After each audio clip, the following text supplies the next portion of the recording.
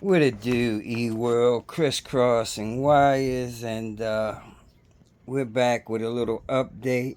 Uh, yeah, I've been just a little bit on the sick side, nothing serious.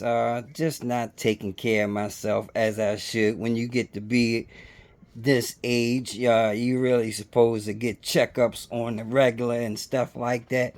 And I'm the type that I don't do any of that, man. I don't, do no doctor visits or anything, man. So, when things get jacked up, I don't know about it until I'm jacked up.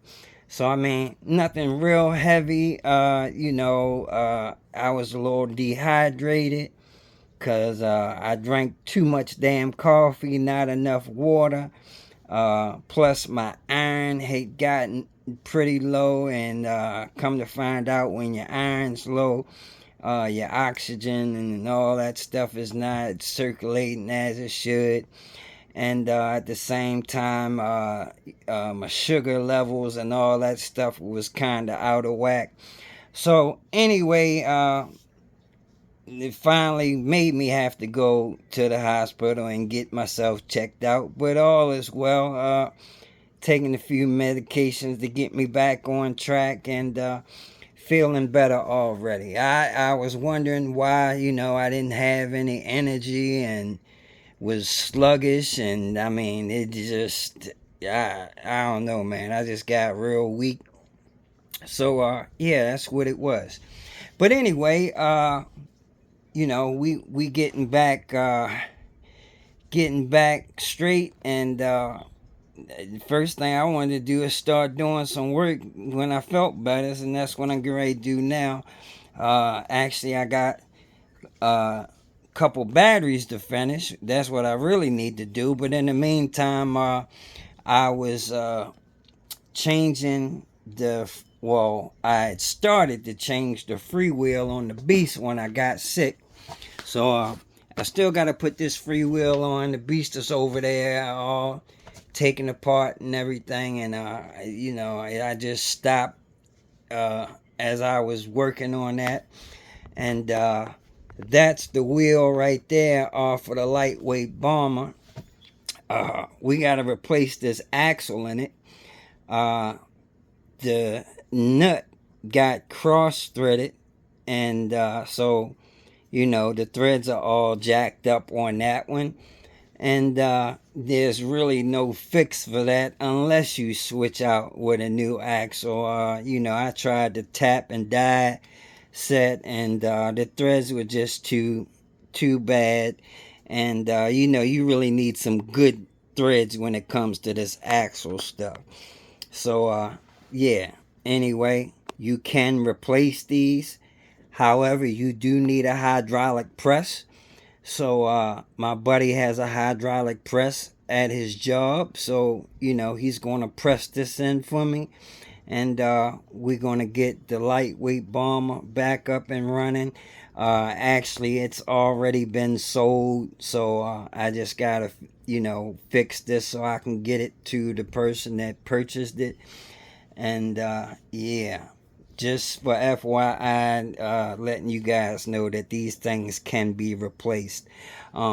Because I've heard quite a few people strip the threads on these things, and not only that, these axles have been known to break. And let me tell you guys, the reason why that happens sometimes is sometimes the guys, when you put the bolts on for these, guys try to cinch them up really, really tight to keep them from moving, instead of just putting some good torque plates on there. If you put the proper torque plates on there, that has that squared shape, you won't have to worry about over tightening them bolts.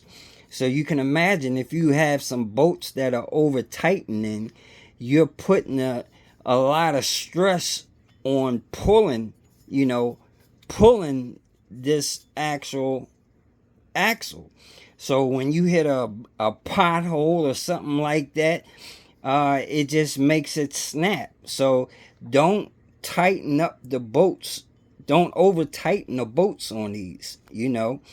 use torque arms if you're having a problem with these turning on you. And do know that if you're using regen and your e-brake, that makes it easier for these things to come loose or wiggle loose.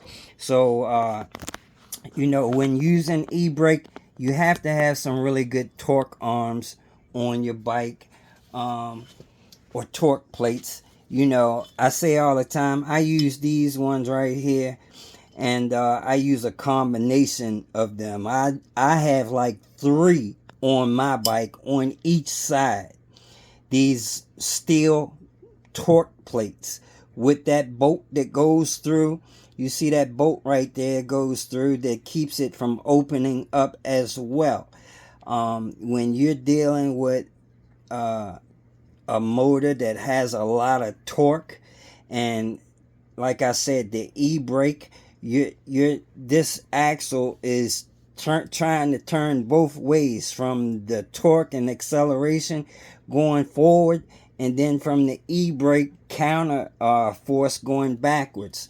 So you have to have some really good torque plates. All right, torque arms, those are for lightweight mountain bikes and stuff like that. When we talk about these heavy duty e-bikes, you better have some torque plates like this. Now, of course, I'm probably doing overkill by having 3 of these on each side, but guess what? My axle don't move, okay? So, yeah, not only that, it has these holes, these 2 holes on the end where bolts go through into the swing arm.